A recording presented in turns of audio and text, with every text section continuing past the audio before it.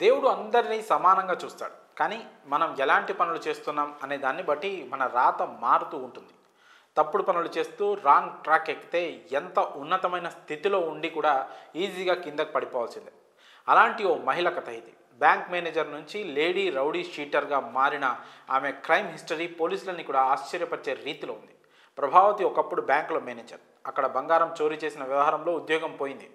అక్కడి నుండి సొంత గ్రామం ఏలూరు జిల్లా మర్రిబందం చేరుకొని స్థానికంగా అడ్డు అదుపు లేకుండా దౌర్జన్యాలకు పాల్పడడం స్టార్ట్ చేసింది. ఆమె ఆగడాలు భరించలేక పోలీసులు రౌడీ షీట్ ఓపెన్ చేశారు.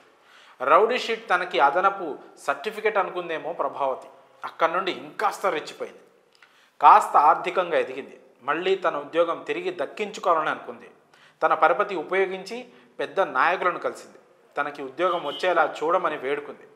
ప్రభావతి రౌడీయిజం తెలియని నాయకులు మాట ఇచ్చారు. న్యాయం చేస్తామని చెప్పారు. కానీ స్థానికంగా విచారణ చేస్తే ప్రభావతి అమాయకురాలు కాదు, రౌడీ అని తేలింది. నాయకులు లైట్ తీసుకున్నారు.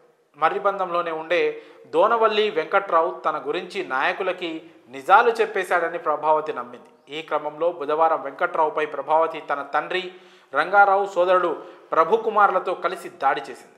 చేతులు కట్టేసి విచక్షణారహితంగా కొట్టింది. దీనిని గమనించిన స్థానికులు ఘటనను సెల్ఫోన్లో రికార్డ్ చేసి సామాజిక మాధ్యమాల్లో పోస్ట్ చేశారు.